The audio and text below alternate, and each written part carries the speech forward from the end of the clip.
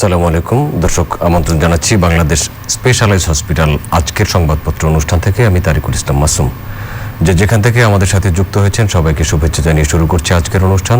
আজ আমাদের সাথে স্টুডিওতে আলোচনার জন্য উপস্থিত আছেন ইউজিসি অধ্যাপক এবং মাননীয় প্রধানমন্ত্রীর ব্যক্তিগত চিকিৎসক প্রফেসর ডাক্তার এবিএম আব্দুল্লাহ। আপনাকে আমন্ত্রণ। ভালো আছেন নিশ্চয়ই? ধন্যবাদ আপনাকে। আমরা পত্রিকাগুলো শিরোনাম দেখে আসবো। দৈনিক ইত্তেফাক, ট্রাম্প থেকে মুখ ফেরাচ্ছে রিপাবলিকানরাও, বারবার কেন বিদ্যুৎ উপকেন্দ্রে আগুন? বিক্রয়কর্মী থেকে 1000 কোটি টাকার মালিক গোল্ডেন মনির, পিস্তল 600 ভরির স্বর্ণালংকার, নগদ 1,09,00,000 টাকা সহ গ্রেফতার। করোনার টিকা আগাম কিনতে প্রতিযোগিতায় ধনী দেশগুলো, গরিব দেশের পাওয়া নিয়ে শঙ্কা।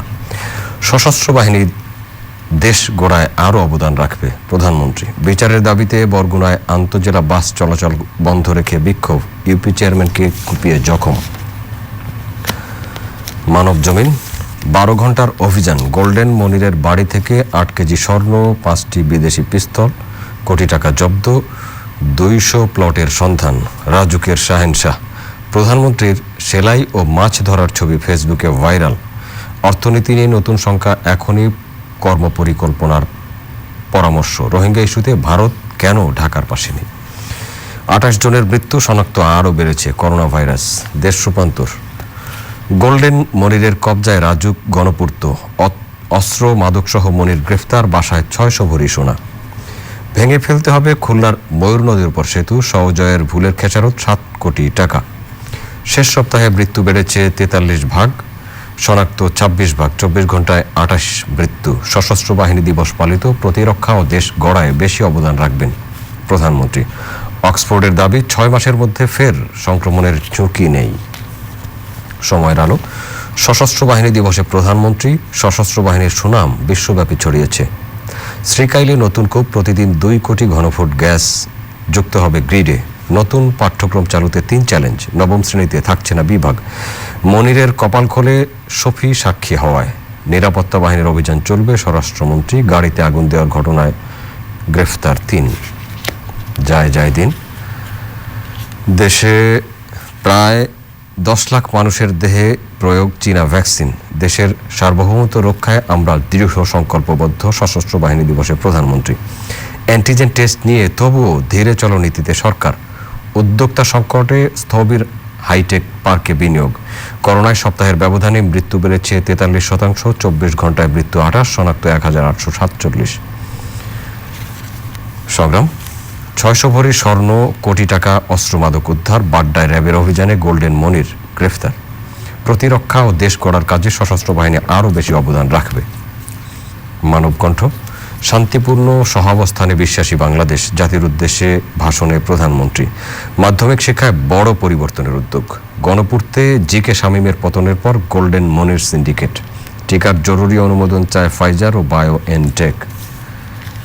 ইনকিলাব, সার্বভৌমত্ব রক্ষায় বাংলাদেশ প্রস্তুত। সশস্ত্র বাহিনী দিবসে জাতির উদ্দেশ্যে প্রধানমন্ত্রী শেখ হাসিনা। ঢাকা আশুলিয়া এলিভেটেড এক্সপ্রেসওয়ে জানুয়ারির মধ্যেই কাজ শুরু। চলতি মাসেই চীনের সাথে ঋণ চুক্তি। যেভাবে গোল্ডেন মনির, 78-এ বাইডেন বেশি বয়সের মার্কিন প্রেসিডেন্ট। করতোয়া, সেলসম্যান থেকে 1000 কোটি টাকার মালিক। বাসায় মিলল 600 ভরি স্বর্ণ, কোটি টাকা, পিস্তল। রাজুকের সিল নকল।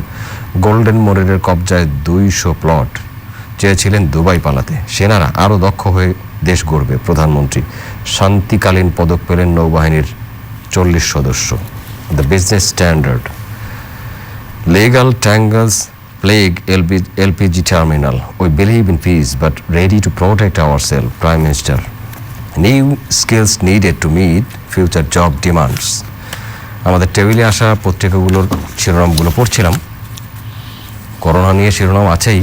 হঠাৎ করে একজন গোল্ডেন মনির গ্রেফতার হয়েছেন, যিনি রাজুক এবং গণপূর্তের নিয়ন্ত্রণ করতেন কাজের বা ভাগাভাগির। বাসা থেকে স্বর্ণ, অস্ত্র, মাদক উদ্ধার হয়েছে। স্বরাষ্ট্রমন্ত্রী বলেছেন অভিযান চলবে দুর্নীতির বিরুদ্ধে। আমরা কোত্থেকে শুরু করব? ধন্যবাদ আপনাকে। আসলে আমি শুরু করতে চাচ্ছি ওই যেমন করোনার যে খবরটা বললেন আপনি, মানে গত কয়েকটা দিন হঠাৎ করে একটু মৃত্যুর সংখ্যাটা কিন্তু বেড়ে যাচ্ছে, ওঠানামা করছে।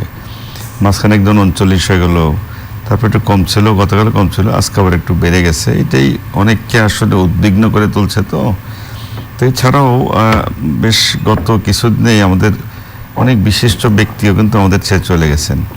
আমরা জানি যে মাননীয় ডেপুটি স্পিকার ছিলেন কর্নেল শওকত আলী, মাননীয় প্রধানমন্ত্রীর চাচিও কিন্তু মারা গেছেন, তাই না? তার তো অবদান অনেক রয়েছে, জানেন আপনারা সবাই। এছাড়া অনেকে মারা গেছে, 104 জন ডাক্তার কিন্তু মারা গেছে, অনেক বিশিষ্ট ব্যক্তি, সাধারণ লোক অনেক মারা গেছে। আমি শুরুতেই তাদের বিদেহী আত্মার মাগফিরাত কামনা করছি, তাদের শোক সন্তপ্ত পরিবারের প্রতি গভীর সমবেদনা জানাচ্ছি। তো হঠাৎ করে সংক্রমণ কিন্তু একটু বেড়ে যাচ্ছে, আজকেও কিন্তু 2000-এর উপরে এবং থাকছে। হাসপাতালেও একটু মানে রোগীর ভিড় কিন্তু বাড়ছে। আইসিইউ ফাঁকা নেই, অনেকেই ভর্তি আছেন, এখন আইসিইউতে ভর্তি, ভেন্টিলেটরে কিছু কিছু আছেন। আমি তারাও যাতে তাতে ভালো হয় জন্য আমি তাদের রোগ মুক্তি কামনা করছি, তারা সুস্থ আমাদের মাঝে ফিরে আসুক। একটু যাই হোক, যেটা বলছেন আপনি, সংক্রমণও বাড়ছে, মৃত্যুর মিছিলও বাড়ছে, এটা কিন্তু আমাদেরকে সবাইকে উদ্বিগ্ন করে তুলছে। ডেঙ্গুও বাড়ছে, 24 ঘন্টায় 20 জন ডেঙ্গু রোগী ভর্তি একটা হয়েছে। ইস্যু বলছেন আর কি। এই গত কয়েকদিনেই, বিশেষ করে এই মাসটাতে, যে মাসে ডেঙ্গু হওয়ার কথা না, এই মাসে কিন্তু ডেঙ্গু হয় না সাধারণত। আমরা অগাস্ট সেপ্টেম্বরের মধ্যেই ভালো হয়ে যায়, অক্টোবর থেকে কমবে, নভেম্বরে তো আরও হয় না।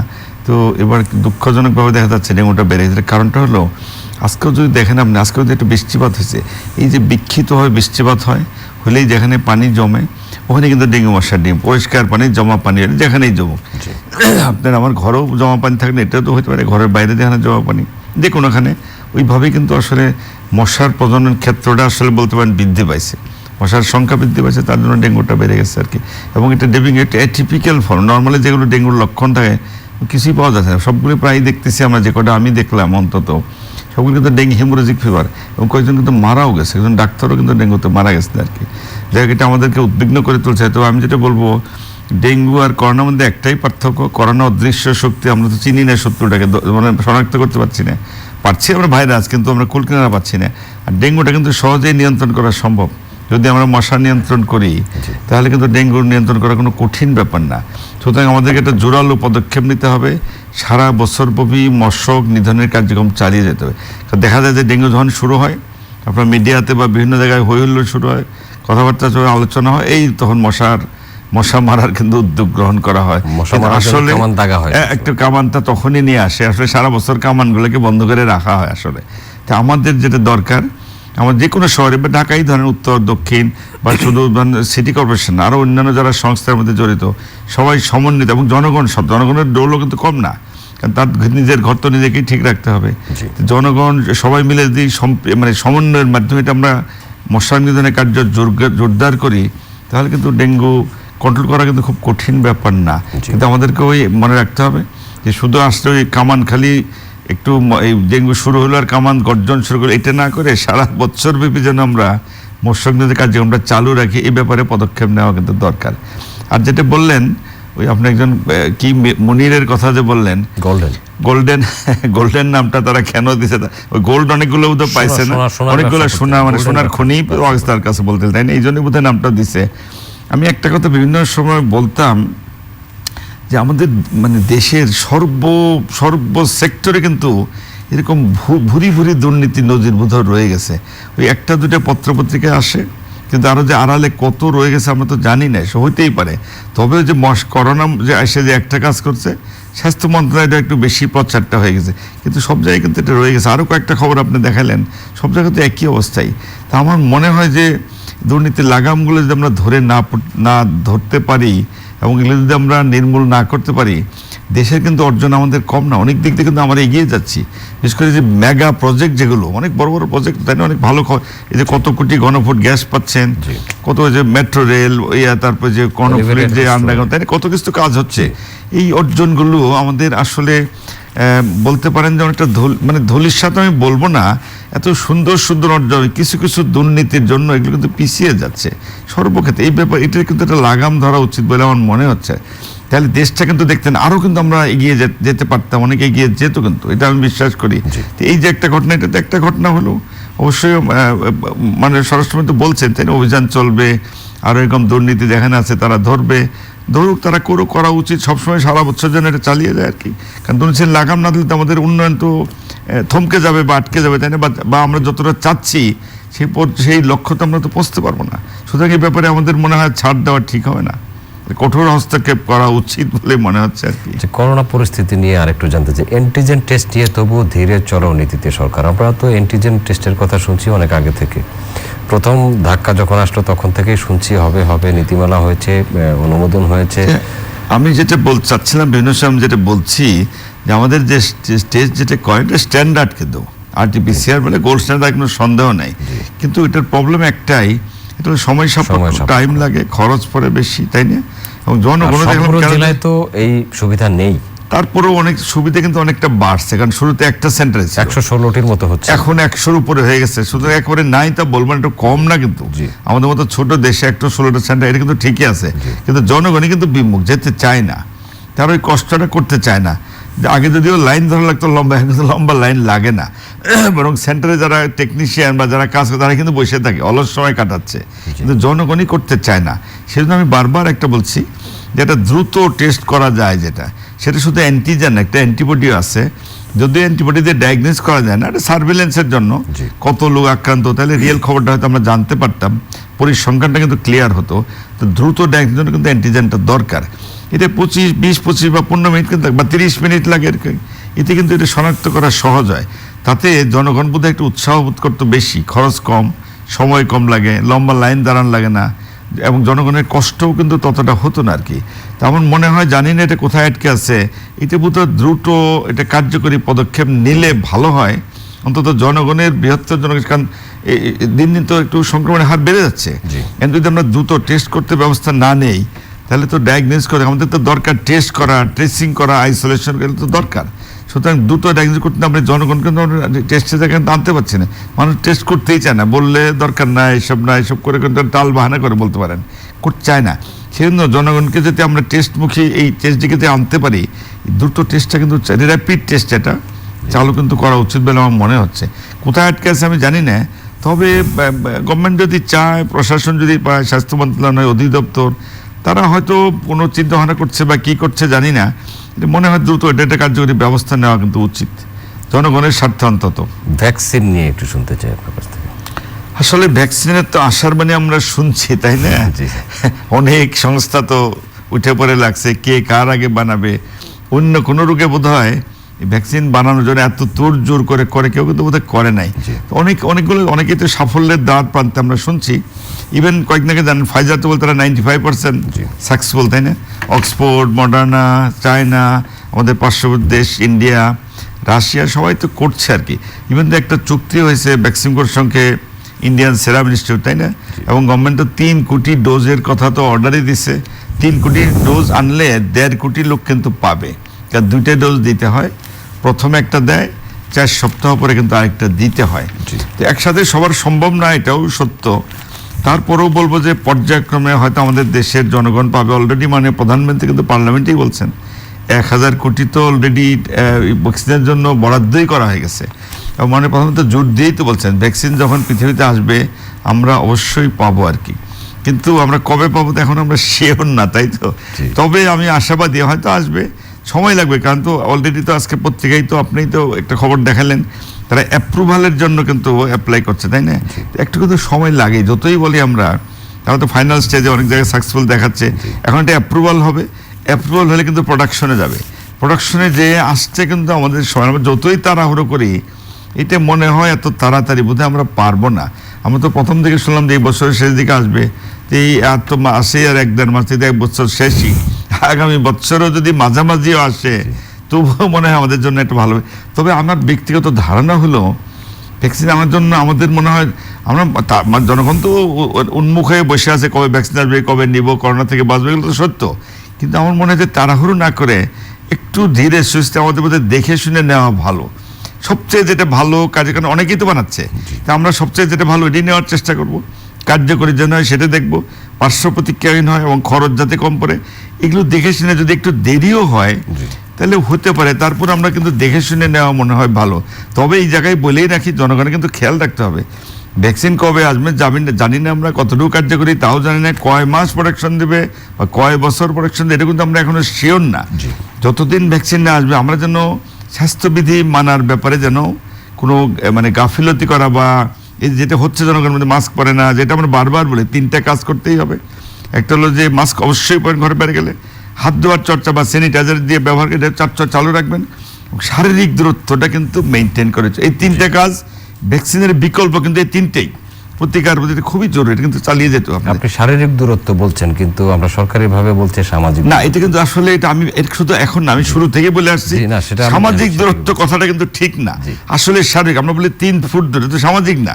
সামাজিক বলতে যেটা আমরা মেন করতে অনেকে বলতে পারেন যে বিভিন্ন সামাজিক কাজে আমরা একত্রিত হই, তাই না? যেমন শীতকালে অনেক সামাজিক অনুষ্ঠান কিন্তু হয়, বিয়ে হবে, তাই না, বিয়ে শাদী, এই যে ধরেন আপনার যে মেলা হবে, তারপর সেমিনার সিম্পোজিয়াম, এগুলো তো হবে, তাই ওয়াজ মাহফিলও কিন্তু হয় এইসব শীতকালে।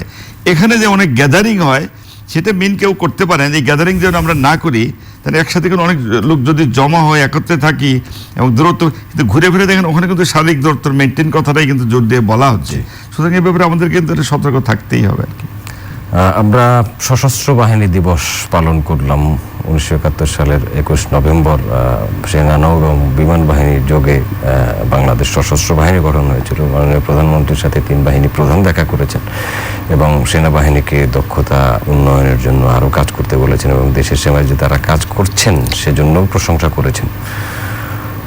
না, এটা তো অত্যন্ত সুন্দর একটা খবর, কারণ এটা তো শুধু মানে এটা তো নতুন না, প্রত্যেক বছর এই ডেটেই তো এটা সশস্ত্র বাহিনী দিবস পালন করা হয়, তাই না? এবং সেনাকুঞ্জে একটা গেট টুগেদার হয়, তাই না? সেখানে ধরেন এবার করোনার জন্য মনে হয় যে যত সুন্দরভাবে হওয়ার কথা, আমি তো প্রত্যেকবার আমরা দেখি, অনেকে তো আপনারাও দেখছেন, মিডিয়াতে দেখেন, টেলিভিশন দেখেন, সুন্দরভাবে দেখানো, অত্যন্ত একটা জাঁকজমকপূর্ণ সুন্দর একটা সময় অত্যন্ত হওয়া উচিত, বা আমি মনে করি সারা বছর মানে প্রত্যেকবার যেন এটা এইভাবে হয়। কিন্তু আনফর্চুনেটলি এবার তো করোনার জন্য ওই অনুষ্ঠান কিন্তু এত সুন্দরভাবে আসলে হয়। ভালো হয়েছে এটা ঠিক, কিন্তু ওই যে শারীরিক দূরত্ব মেনটেন করতে গিয়ে যতটা জাঁকজমকপূর্ণ হওয়ার কথা ছিল আমার মনে হয় অতটা হয় নাই, তাই না? এটা তো সত্য। এবং মাননীয় প্রধানমন্ত্রী অনেক সশস্ত্র বাহিনী তাদের সাথে দেখা করছেন, কথাবার্তা বলছেন এবং উনি প্রশংসা করছেন। অবশ্যই আমি তো মনে করি যে আমাদের সশস্ত্র বাহিনী তো আমাদের অবশ্যই গর্ব। আর একটা বিষয়, এবং দেশের বা দেশের সাথে জনগণের সাথে যখনই যার প্রয়োজন, সশস্ত্র বাহিনী আমাদের জনগণের জন্য হেল্পফুল তো হচ্ছে, কাজকর্ম তারা করে যাচ্ছেন, তাই না? সর্বাবস্থায় যে কোনো, এই যে আমরা বিভিন্ন সময় বন্যা দেখছি, ঘূর্ণিঝড় দেখছি, দুর্যোগের সময় তারা তো আমাদের বিভিন্ন সময় সহযোগিতা সাহায্য কিন্তু সাহায্য করে জনগণের জন্য। কাজ বাহিনী তো জনগণের জন্যই, তারা জনগণের জন্য অবশ্যই ভালো কাজ করে যাচ্ছেন। আমি আশা করি ভবিষ্যতে তারা এই কাজ চালিয়ে যাবেন এবং অবশ্যই তারা তাদের দক্ষতা তো অর্জন করার জন্য যা যা করা দরকার বর্তমান গভর্নমেন্ট মাননীয় প্রধানমন্ত্রী থেকে কিন্তু চলছে, এটাও কিন্তু করছে, তাই না? তাদের যোগ্যতা দক্ষতা এগুলো বাড়ানোর জন্য যা যা করা এগুলো তো হচ্ছে আসলে। আর একটা বিব্রতকর বিষয় নিয়ে একটু কথা বলতে চাই যে বলেন কি? ডোম বাংলাদেশের যে হাসপাতালগুলোতে তাদের নিয়োগ এবং একটা ঘটনা আমরা জেনেছি যে মৃত মানুষের সাথে, আসলে এটা শুধু তো দুঃখজনক তো বললে বোধহয় কম বলা হবে, এর চেয়ে লজ্জাজনক বিব্রতকর অবস্থা বোধ হয় আমি কোনোদিন তো শুনি নাই কেউ শুনছে বলে, বা পৃথিবীতে কোথাও এই ধরনের ঘটনা ঘটছে বলে আমাদের কিন্তু জানা নাই। আমার তো শুনতেও তো বলতে পারেন যে অনেকেই ভাবেন আমার মতো অনেকের বোধহয় গা শিউরে উঠতেছে, এবং একটা বলতে পারেন যে মানে কিভাবে যেটাকে আমরা নিন্দা জানাবো বা দুঃখ, তাতে ভাষা খুঁজে পাচ্ছি না। এটা মানুষ এত নিচে কি করে নামতে পারে? আমরা যে মানুষকে গালি দেই, পাশবিক নির্যাতন করে, পশুর মতো ব্যবহার করে, পশু বোধহয় এত খারাপ আচরণ করে বলে তো আমার মনে হয় না, তাই না? আমরা মানুষ তো শুধু পশুতে পশু গাল দিতে লাভ না, আমরা পশুর চেয়েও বোধহয় নিম্ন নিম্ন নিম্ন স্তরে যে কোথায় আছে। এই ঘটনাটা সত্যি বিশেষ করে এইটা আসলে কোনো ভাষায় প্রকাশ করার মতো আমি কোনো ভাষায় কোনো খুঁজেই পাচ্ছি না। অত্যন্ত লজ্জাজনক, দুঃখজনক আসলে। এই ঘটনার মধ্যে দিয়ে একটা জিনিস আসছে যে হাসপাতালগুলোতে, মর্গেতে, মর্চুয়ারিতে নিয়োগপ্রাপ্ত ডোম হয়তো কম থাকেন, এদের সংখ্যা কম থাকে অথবা পদ কম থাকে, তারা আত্মীয় স্বজন দিয়েই এই ডেড বডি কাটার কাজগুলো করেন। সেক্ষেত্রে কি সেটা হোক, নিয়োগ কম থাকে, লোক কম থাকে, সেটার সঙ্গে তো নিয়োগ একজন আছে, এই ঘটনার সাথে সামনে এসছে। জি সেটা, হ্যাঁ ঘটনাটা সেটাই আর কি। কিন্তু কথা তো সেটা না, যে এই ঘটনাটা যে ঘটাইছে সে আমার তো মনে হয় তাকে তো মানুষ বলা যাবে না, এটা বিকৃত মন মানসিকতা, তাই না? পাগল ছাগল যেভাবে এটাকে বিশ্বাসনে আপনি ভূষিত করেন, পশু তো নয়, শুধু পশুর চেয়েও তো অধম। এতে কোনোভাবেই তো কোনো সভ্য সমাজে এসব হতে পারে বা মনুষ্য সমাজে হতে পারে, এসব তো চিন্তারও বাইরে আসলে। আচ্ছা, যুক্তরাষ্ট্রের নির্বাচন নিয়ে কথা বলছিলেন আগের অনুষ্ঠানে। বাইডেন 78-এ পা রাখলেন, সবচেয়ে বেশি বয়স্ক মানুষ, সবচেয়ে বেশি বয়স্ক প্রেসিডেন্ট। ট্রাম্পকে বোধহয় যেতে হচ্ছে। ট্রাম্প, আবার একটা পত্রিকায় আমরা দেখছিলাম কি ট্রাম্প যাওয়ার আগে ইরানের উপর বোমা হামলা করতে পারে। আসলে এখন ধরেন ট্রাম্প তো ধরেন আগেও তো অনেক রকমের বিশেষণে তাকে ভূষিত করতো, তাই না? ট্রাম্প কত রকমের কথা মানুষ তো বলতো, ট্রাম্প ওদের নতুন করে তার বলার অপেক্ষা রাখে না। তো আমেরিকার ইতিহাসে এটা গণতান্ত্রিক দেশ, তো ওদের যে গণতন্ত্র, ওদের যে শাসনতন্ত্র, ওরা তো ওইভাবে একটা চলে, একটা সিস্টেমে তো চলে। ট্রাম্প তো চেষ্টা করছে, মনে হয় মরণ কামড় দেওয়ার মতো অবস্থা হয়ে গেছে। আলটিমেটলি এটা আজকেই তো প্রতিহত যে কোথায় জানি লাস্ট যেটা তার আশা ভরসার লাস্ট যে জায়গাটা ছিল, সেখানেও তো সে বিপুলভাবে হেরে গেছে আর কি। যেটা বলে ইরানে আক্রমণ করতে চাইছে, এগুলো হয়তো সত্যিকার খবর কিনা বা চমকপ্রদ খবর কিনা তা তো আমি জানি না। শুরুতে আমার কিন্তু মনে হয়েছিল যদিও যে ট্রাম্প গতবারও কিন্তু পপুলার ভোটে তো আসে নাই, সেই কায়দা টায়দা করে কিভাবে করে ওইভাবে চলতেন। হিলারি তো 30 লাখ ভোট বেশি পাইছিল, কিন্তু সেখানে ট্রাম্প তো আবার আলটিমেটলি সেই তো জয়লাভ করলো, প্রেসিডেন্ট হলো। তো ইলেকশন আগ পর্যন্ত আমার একটা ধারণা ছিল এবারে হয়তো উল্টাপাল্টা কোনো কাজকর্ম করে বোধহয় আবার কোনোভাবে সে আবার বোধহয় প্রেসিডেন্ট হয়ে যাবে, কিন্তু শেষ রক্ষা তো তার হলো না, তাই না? এটা উচিত না। আমি মনে করি যে আমেরিকার জন্য এটা ভালোও না, কারণ তাদের যদি আভ্যন্তরীণ গণতন্ত্র চর্চা না থাকে এবং গণতন্ত্র যদি তার পন্থায় না থাকে, তাহলে সারা বিশ্বে তাদের কিন্তু তারা নেতৃত্ব হারাবে। সুতরাং আমেরিকান তার নিজস্ব স্বার্থেই, তার জনগণের স্বার্থেই আমার মনে হয় যে ট্রাম্প বোধহয় আলটিমেটলি সরেই যাবে। বাইডেন তো হয়েই গেছে, আর বোধহয় ট্রাম্প থাকার কোনো সুযোগ আমি আর দেখি না আর কি। ধন্যবাদ আব্দুল্লাহ স্যার আমাদের সাথে থাকার জন্য। সবাইকে ধন্যবাদ জানাচ্ছি। দর্শক আপনাদেরকেও ধন্যবাদ এতক্ষণ আমাদের সাথে থাকার জন্য। আগামী অনুষ্ঠান দেখার আমন্ত্রণ রইল, দেখা হতে পারে সেই অনুষ্ঠানে। ততক্ষণ ভালো থাকবেন সবাই, আপনাদের সবার জন্য শুভকামনা রইল।